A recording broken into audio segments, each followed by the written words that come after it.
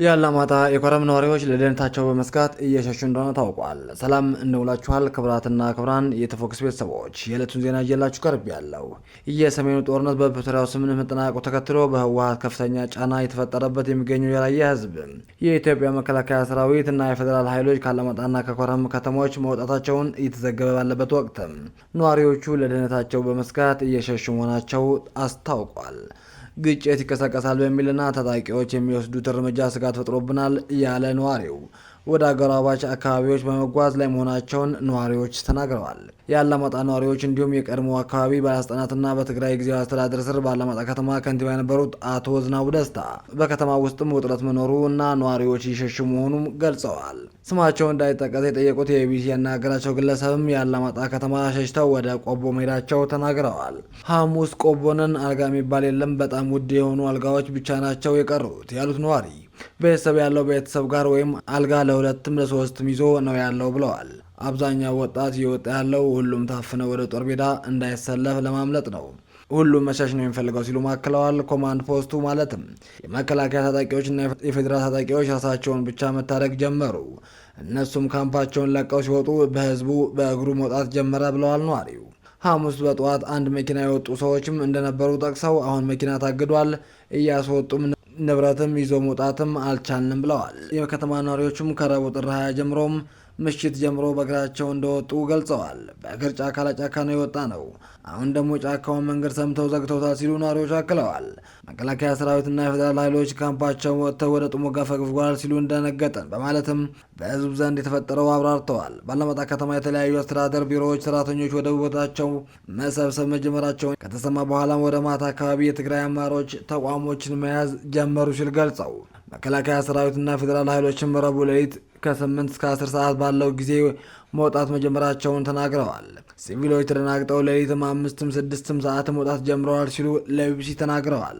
ነዋሪዎች ማክለው ምንም ተኩስ አልነበረም፣ የሆነ ቢሮ ሲቆጣጠሩ ባንዲራ ያሰቅላሉ፣ ወደ ላይ ይተኩሳሉ፣ የተኩስ ልውውጥም አልተካሄደም።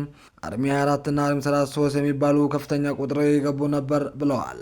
ለደህንነታቸው ሲባል ስማቸው እንዲገለጽ ያልፈለጉት አንድ የቀድሞ የአካባቢ ባለስልጣን የፌዴራል ኃይሎችም ከተማዋን ለቀው የወጡት ሌሊት 8 ሰዓት ጀምሮ እንደሆነም ተናግረዋል። አወዛጋቢ ቦታ ነው። የፌዴራል ነበር የሚቆጣጠረው። በሁሉም ወገን ያለው የመንግስት መዋቅር ፈርሷል። ኮማንድ ፖስት ነበር የሚያስተዳድረው ብለዋል።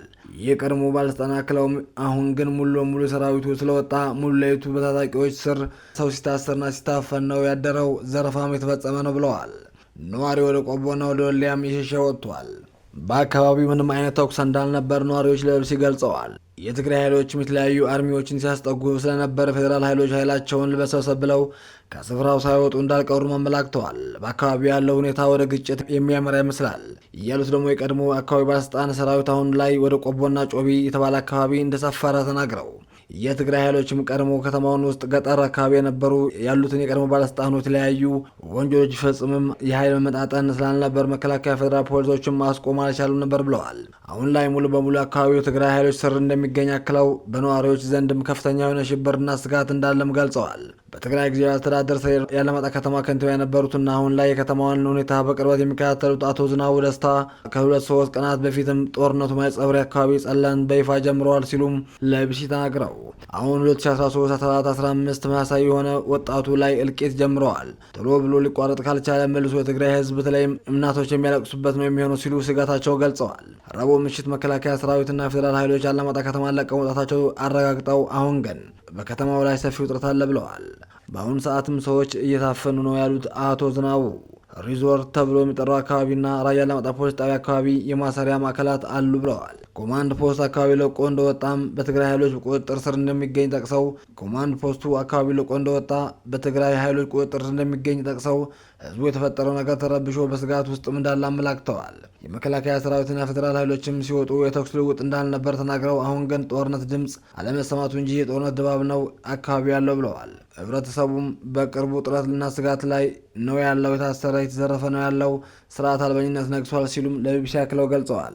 ቢቢሲም ከትግራይ ክልል ጊዜያዊ አስተዳደር በኩል እስካሁን ምላሽ አላገኘም። ቢቢሲ ያነጋገራቸው ነዋሪዎችም የቀድሞ አካባቢ ባለስልጣናትና አቶ ዝናቡ ደስታም ዝርፊያ፣ ስርዓትና አፈና እየተፈጸመ መሆኑን ቢናገሩ ቢቢሲ ከገለልተኛ ወገን ግን ክሶቹ ማጣራት አልቻለም። ስላለው ወቅታዊ ሁኔታም ከትግራይ አስተዳደር ሆነ ከፌዴራል መንግስት በኩል እስካሁን በይፋ የተነገረ ነገር ባይኖርም በሌላ አካባቢ በመከላከያ ሰራዊትና በትግራይ ኃይሎች መካከል ግጭት መከሰቱን ዲፕሎማቲክ ምንጮች ተናግረዋል።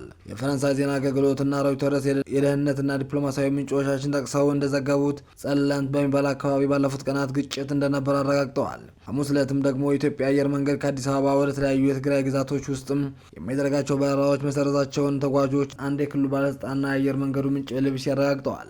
ለ2 ዓመታት የተካሄደው የትግራይ ጦርነት ተከትሎ በደረሰው የሰላም ስምምነት ላለፉት 3 ዓመታት ጦርነት ቆሞ የነበረ ሲሆን አሁን የተፈጠረው ውጥረት ሌላ ዙር ጦርነት እንዳይቀሰቅስ ስጋት ፈጥሯል። ቀናት ያስቆጠሩ አሳሳቢ ክስተቶችን በተመለከተ የኢትዮጵያ መንግስት ሆነ የትግራይ ጊዜያዊ አስተዳደር እስካሁን ያሉት ነገርም የለም። ክቡራትና ክቡራን አድማጭ ተመልካቾቻችን የዕለቱ ዜና በዚህ ቋጨን። ቀጣይ በሌላ ፕሮግራም እስክንገናኝ ቸር ቆዩ።